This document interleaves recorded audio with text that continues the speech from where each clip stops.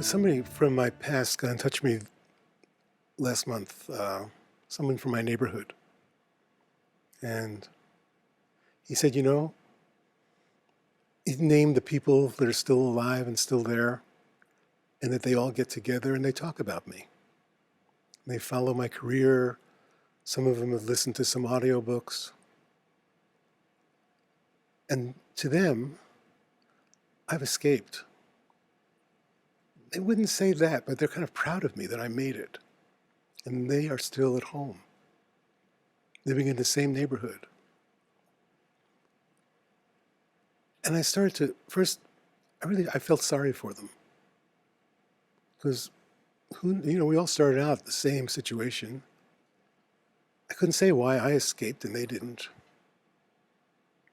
But then I started to examine it. And I realized, through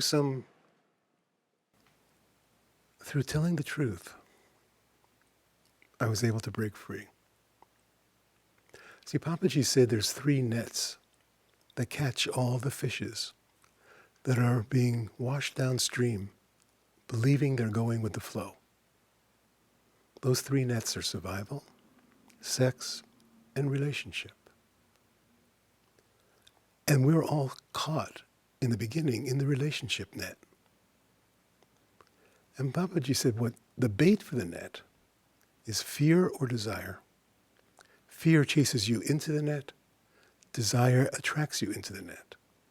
So if you're desiring a relationship and you're desiring a child and a home, and that's your bait for the relationship net. If you're afraid of being alone and you're afraid of how you're going to survive without a partner, that's the fear that drives you to the relationship net. So I was so lucky that when I was 10 years old, I told the truth. I didn't know I was telling the truth. But I know I was 10 years old because it was 1957. And I know it was 1957 because in the Hebrew year, it was 5719. And that, I knew at that time, would never happen again in my lifetime. That's a unique concurrence. And that I could somehow attach the fact that I knew I would always remember that to my vow. I made a vow to myself not to have children, not to have a family.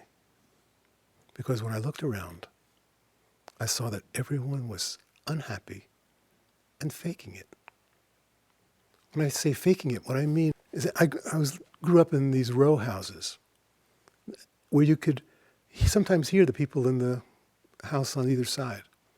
Particularly if Alan and his mother were having a fight, I could hear it. And if my mother and I were having a fight, they could hear it. And we never once spoke about it. In all the years we lived together, it was never mentioned.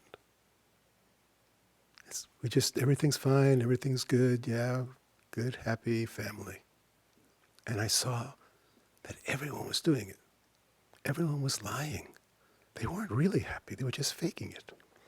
And so I made a vow to myself not to pass it on. That the suffering would stop with me.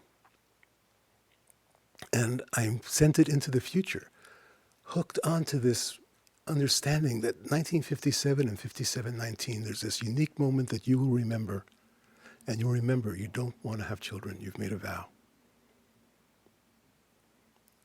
And I had no idea at that time. All I knew was I didn't want to cause more suffering. It was already enough. I knew I would never be happy, so why bring another misery into the world? And at the same time, I read a comic book about Alexander the Great. And in the comic book, his spiritual advisor tells him, you have a choice. You can live a long, wise life or a short, heroic one. And I sent, along with the vow not to have children, I said, if you get a choice at any time, take the short one. And I did. So really that 10-year-old telling the truth in that moment set the course and direction of my life for the rest of my life that brought me here to you. So that's escaping the net. Everyone here, to some degree or another, is caught either in a net of sex, survival, or relationship, family. Like these guys in the neighborhood, they're old men now. When we were growing up, we had parents and grandparents, maybe great-grandparents, and now those generations have died off, and now they have children and grandchildren, and we're dying off. And when it's all said and done, who cares? What difference does your life make? Besides being part of the food chain, besides passing on your sperm and egg to somebody else.